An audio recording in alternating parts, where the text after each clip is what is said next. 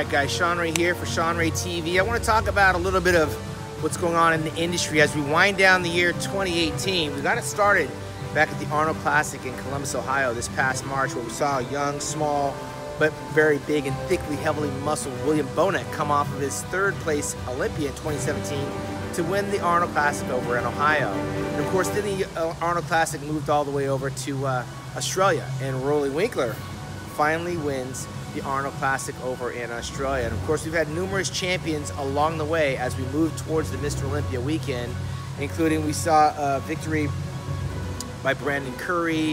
Of course, I believe there's a few other guys, Cedric McMillan, and all the guys that qualified for this year's Mr. Olympia with the victory of Shawn Rhoden as the newest Mr. Olympia. And then the guys went on over to Europe, and we saw Rolly Winkler also win again over there at the Prague Championships. Of course, James Flex Lewis had announced he's pretty much retired after this past Mr. Olympia in the 212 category. But the beat goes on, and there's things out happening, it seems, every weekend, unbeknownst to a lot of people, including myself. There's a competition coming up November the 11th out in Italy. And then there's a competition all the way over in Romania.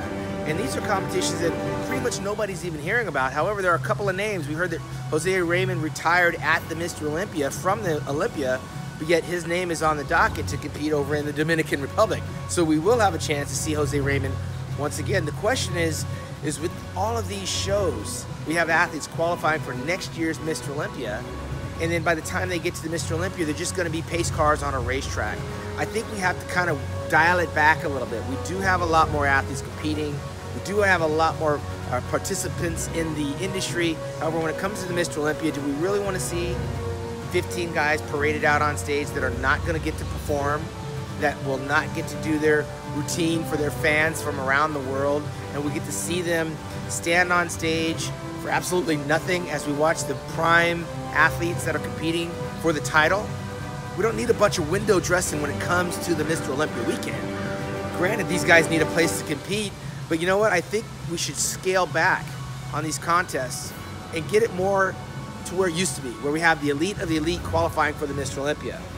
Granted, these guys want to get their pro cards and they want to have a pro stage to compete on, but I'm not so sure I want to see these guys when it comes to the Mr. Olympia weekend. They don't get a call out, and then they get a gratuitous 15, 20-second posing routine. It makes the night very long. It kind of takes it away, the shine from those athletes that are the elite cream of the crop. So with all of these other shows taking place that nobody really knows about, where there's 3 or 4 athletes competing, something's got to be done. I just don't believe that more is better. I think less is more. The fewer shows, fewer athletes qualifying, the better the product's going to be by the time we get to the Mr. Olympia. Having a show every other weekend where there's 2 or 3 guys in it, I'm not so sure that we're on the right track here at the end of 2018 to make our brand look that much better. So let's see what 2019 has in store in terms of Olympia qualifying shows. Like, you win a pro show, you go to the Olympia. But you may go to the Olympia, you don't get a dime. You're not going to get paid to get on stage. You're not going to get paid for your contest prep. And of course, everyone goes to the Olympia for different reasons. The experience is one that you cannot put a price tag on. However, as a paying fan, I'm not so sure I want to see a guy from Kazakhstan or wherever the heck it's from that can't win the Mr. Orange County local competition. So I'm curious what you guys think. Comment down below. Let me know what you guys think about all of these contests as it relates to qualifying for the Mr. Olympia at the end of the year. Like, the season's pretty much over, but we still have a few shows on the calendar into late November, and some of the names you can't even pronounce, and the majority of the guys aren't there, but there'll be 1 guy or 2 guys that jump in that will qualify for the Mr. Olympia, and we'll have to watch them get blown away on the Mr. Olympia stage for absolutely no reason. I'm curious what you guys think. ShawnRayTv, I'm out.